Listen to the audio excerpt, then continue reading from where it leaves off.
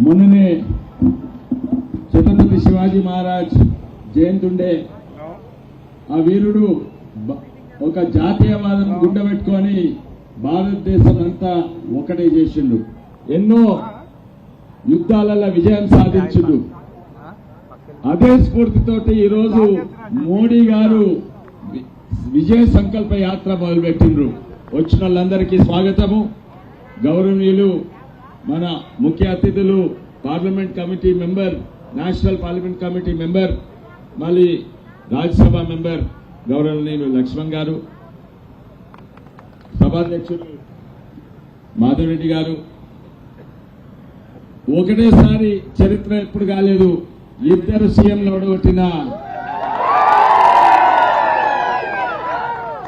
కాటిపల్లి వెంకటరమణారెడ్డి గారు, మన మాజీ సీఎం కొడుకును దడదడలాడించిన భయపెట్టించిన రాణి రుద్రమ్మ గారు, మరియు పెద్దలు సీనియర్ నాయకుడు ప్రహ్లాదరావు గారు, మన పార్లమెంట్ కన్వీనర్ మల్లారెడ్డి గారు, మొన్ననే బాగా కష్టపడి ఈయన పార్టీని చేపించిన కిరణ్ కుమార్ గారు,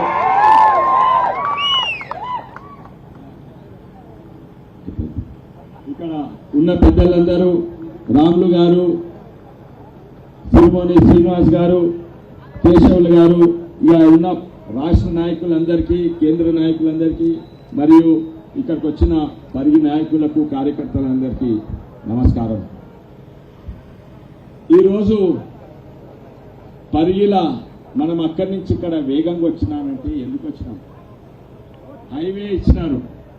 నేను ఎంపీల పార్టీల లేకున్నా కూడా పార్టీలకు చూడకుండా ప్రజలకు లాభం అవుతుందని గా హైవే ఇక్కడ ఇచ్చింది మోడీ గారు. కానీ ఇప్పుడే రాణి రుద్రమ్మ గారు చెప్పినట్టు ఈ హైవే కాదు, ఇక్కడ రూపాయి బియ్యం నుంచి, మద్దతు ధర నుంచి, ఆ పంటలు పెరుగుతందుకు ఎరువునిచ్చి, ఆఖరికి శ్మశాన వాటిక వరకు మోడీ ఇచ్చిండు. ఇంతో అంతో మన రాష్ట్రం నడుస్తుందంటే అది మోడీ వల్లనే మీకు తెలిసింది. ఆయన పోయినైనా చిప్ప పెట్టేవని పోయిండు, ఈయన వచ్చినైనా చిప్ప పట్టుకొని తిరుగుతున్నాడు. కానీ ప్రజలకు నష్టం కావద్దని మోడీ గారు, ఇక్కడ కాంగ్రెస్ ప్రభుత్వం ఉన్నా కూడా మొన్న మోడీ గారు 9,000 కోట్ల అప్పు కన్వెంటించిండు. లేకుంటే ఈరోజు మీ ఇంట్లో కరెంటు లైట్ బుగ్గలు వెలుగాయి, మీ పొలాలలో పంప్లకు కరెంటు ఉండకుండే, మన ఆర్టీసీ బస్సుల డీజిల్ వస్తుంది, పెట్రోల్ ఉండకుండే. పార్టీలకు అతీతంగా మన ప్రజలు చూసేవారు మోడీ గారు. జాతీయవాదంలో గుండె పెట్టుకొని తిరిగినైనా మోడీ గారు.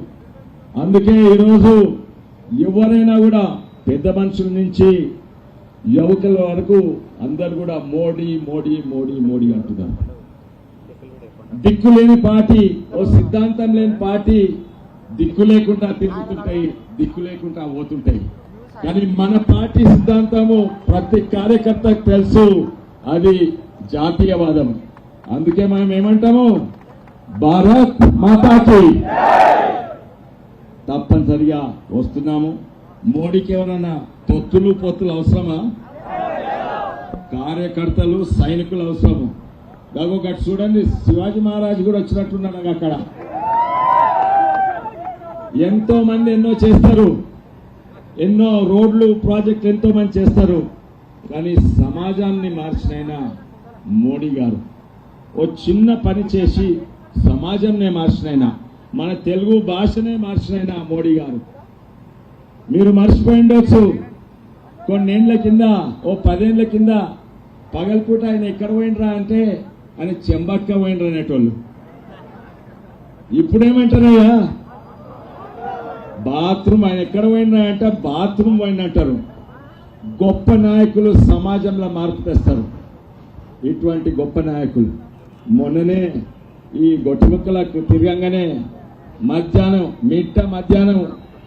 నేను జోరుగా పోతుంటే మధ్యాహ్నం శవం పడున్నది. అరే ఆపు ఆపంటే సడన్ బ్రేక్ కొట్టింది. దిగి చూస్తే ఊపిరి పీల్చుకుంటున్నాడు. తాగి వనున్నాడు. ఆ సమాజంలో మార్పు, తాగుబోతులు చేసే సమాజంలో మార్పు ఎవరు తెచ్చిందో తెలుసు. ఈరోజు తప్పనిసరిగా అబ్కి బార్ 400 పార్ అన్నారు కానీ తెలంగాణలో అబ్కి బార్ 10 కంటే ఎక్కువ ఉంటాయి. 10 కి పార్. కొందరు అంటారు 15 అంటున్నారు, అది కూడా సాధ్యము. 17 అంటున్నారు, అది కూడా సాధ్యము. నిజంగానే దేశం మొత్తం ఓడి దిక్కు చూస్తుంది. మన తెలంగాణ, మన పరిగి ప్రజలు కూడా తెలంగాణ దిక్కు చూస్తుంది. మళ్ళోసారి ఎండలు ఎక్కువసేపు ఉండొద్దు. అందుకే నేను ముగిస్తున్న తొందరనే పెద్దలు మాట్లాడేది ఉన్నది. మళ్ళోసారి భారత్ మాతాకి